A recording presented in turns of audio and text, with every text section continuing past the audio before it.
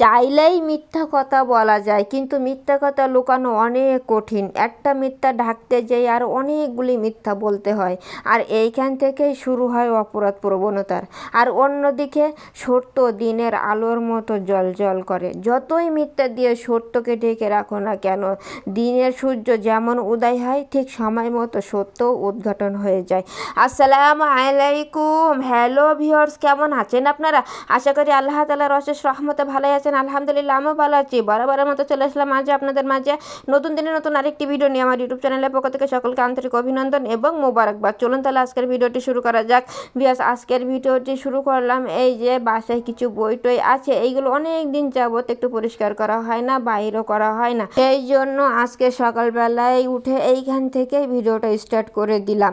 আর এখান থেকে সমস্ত বইগুলো এখন বাইর করব, করে ঝাড়ামোছা করে আবার পুনরায় আমি গুছিয়ে রেখে দিব। তো এতগুলি বই বের করে ঝাড়ামোছা করতে গেলে তো বহু সময় লাগবে। তাই আমি অফ ক্যামেরায় কিছুটা করেছি পরিষ্কার, আর অন ক্যামেরায় কিছুটা পরিষ্কার করছি। তাই এই তো মোটামুটি দেখতেই পাচ্ছেন আমার কিন্তু পরিষ্কার করা রানিং আছে বইগুলো এখন আর তেমন একটা পড়া হয় না, যেহেতু এখন অনলাইনের যুগ। এখন আর বইয়ের পাতায় কেউ চোখ দেয় না, সব এখন মোবাইলের স্ক্রিনের দিকে, কম্পিউটার স্ক্রিনের দিকে। তারপরও মাঝে মধ্যে বইগুলো পড়তে ভালোই লাগে, সেই জন্য তো এইগুলো গুছিয়ে রেখে দিয়েছি। তো যাই হোক, এগুলো গুছানো শেষ হয়ে গেছে, আর এইবার চলে আসলাম এই রুমের খাটটা পরিষ্কার করতে। কিছুদিন হলো খাটটা পরিষ্কার করা হয় না, তাই আজকে চলে আসলাম সকাল সকাল। এই তো বইয়ের তাকটা মুছেই খাটটা মুছতে চলে আসলাম, যেহেতু দুইটা পাশাপাশি আছে। তো তা যাই হোক, চলে আসলাম। এসে এখানে যতটা বালিশ কাতা আছে সব আমি একে একে সরাই নিয়ে নিচ্ছি। তা আমার কিন্তু হয়ে গেছে সরানো, এই দেখতেই পাচ্ছেন। আর একবার আছে, একবার সরালেই হয়ে যাবে। তাই এই তো সরাই নিয়ে নিলাম। আর এখানে আগে থেকে একটা কাপড় আমি বিছায় রাখছি, যেহেতু খাটটা মুছবো বলে আগে থেকে সকাল সকাল একটা কাপড় দিয়ে রাখছিলাম। তাই তো আমি মোছা শুরু করে দিলাম। তা আমি খাটটা মুছতেই থাকি। আর ভিউয়ার্স, আপনারা যারা ভিডিওটা দেখা স্টার্ট করে এই পর্যন্ত চলে এসেছেন কিন্তু লাইকটা দিতে ভুলে গেছেন কিংবা দেন নাই, আপনাদের কাছে আমার একান্তই রিকোয়েস্ট, অবশ্যই কিন্তু লাইকটা দিয়ে আমার ভিডিওটা কন্টিনিউ করবেন। কারণ আপনাদের ছোট্ট একটা লাইকের ভ্যালু আমার কাছে অনেক বেশি। আপনাদের একটা ছোট্ট লাইকই পারে আমার এই ভিডিওটা আরও অনেকের কাছে পৌঁছাই দিতে। তাই অবশ্যই লাইকটা দিয়ে আমার ভিডিওটা কন্টিনিউ করবেন ভিউয়ার্স। তা যাই হোক, আমার কিন্তু খাটটা ক্লিন করা হয়ে গেছে, জায়গাটাও সুন্দর করে ক্লিন করে নিয়ে নিলাম। আর এখন এখান থেকে যত কাতা বালিশ যা আমি সরাইছিলাম আবার সব আমি জায়গায় রেখে দিয়ে দিচ্ছি।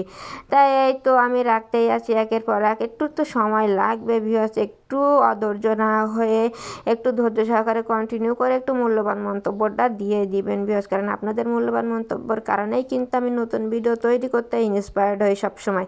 তা যাই হোক, আমার খাটের ওপরটা পুরোপুরি আমার গোছানো শেষ। এইখান থেকে আমি এইবার কাপড়টা নিলাম আর নেমে চলে গেলাম। এই তো এই সাইডেও আরও কিছু কাজ বাকি আছে। এখানে কিছু আছে কাপ, পিরিচ, বাটি, গ্লাস, এইগুলো কালকে ইউজ করা হয়েছিল, আবার পরিষ্কার করে উল্টা করে রাখা হয়েছে, পানিও ঝরে গেছে।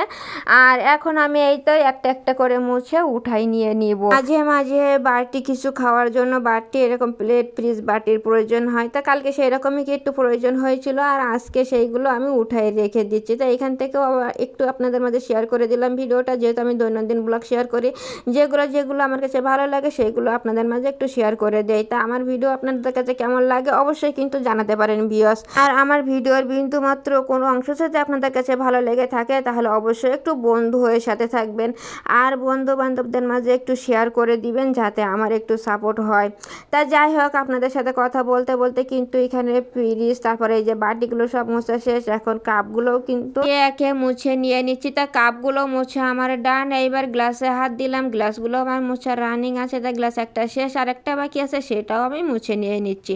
তাই এখানে আমার মোছামুছি কমপ্লিট হয়ে গেছে। এইবার এইখান থেকে নিয়ে চলে আসলাম শোকেসের এইখানে।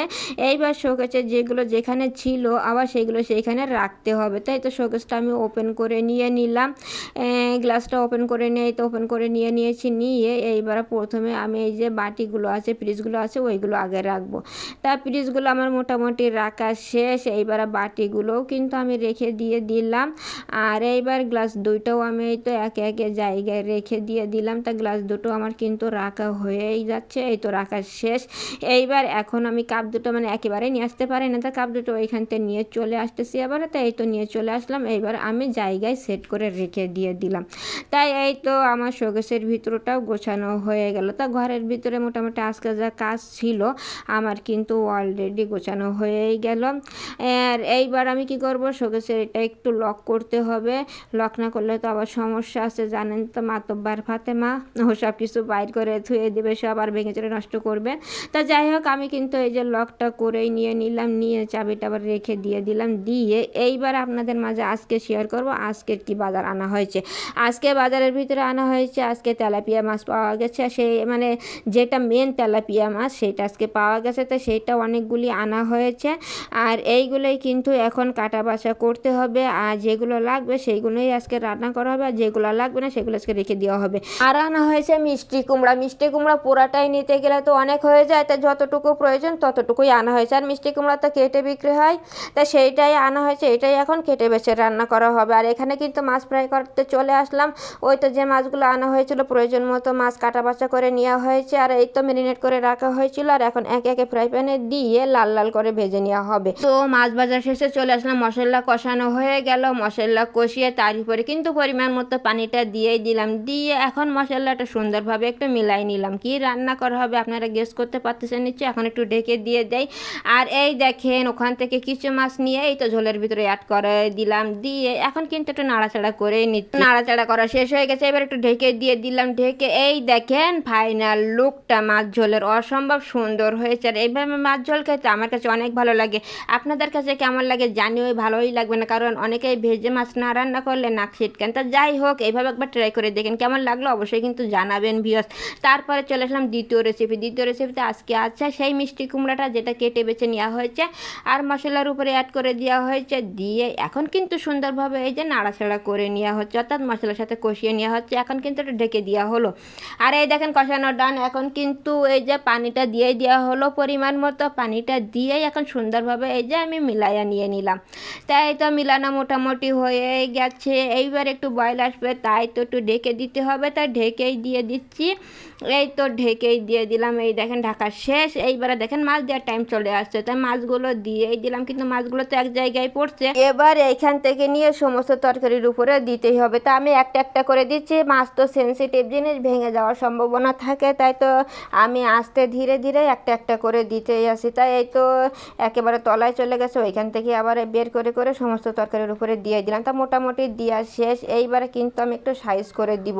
তাই তো সাইজ করে দেওয়া হয়ে গেছে। এখন আবার একটু ঢেকে কুক করব, তাই তো ঢেকেই দিয়ে দিলাম। আর এইবার দেখেন ফাইনাল লুকটা কত সুন্দর এসেছে। আর মিষ্টি কুমড়া খেতে কিন্তু অনেক ভালো লাগে। আপনাদের কাছে কেমন লাগে আর রান্নাটা কেমন হলো সব মিলাই জানাতে কিন্তু একেবারেই ভুল করবেন না। যদি একটু ভালো লেগে থাকে তাহলে একটু বন্ধু হয়ে সাথে থাকবেন। আজ এই পর্যন্তই, আপনাদের কাছ থেকে বিদায় নিয়ে নিলাম। সবাই ভালো থাকবেন, সুস্থ থাকবেন, দোয়া রাখবেন। এই পর্যন্তই, আল্লাহ হাফেজ, আসসালামু আলাইকুম।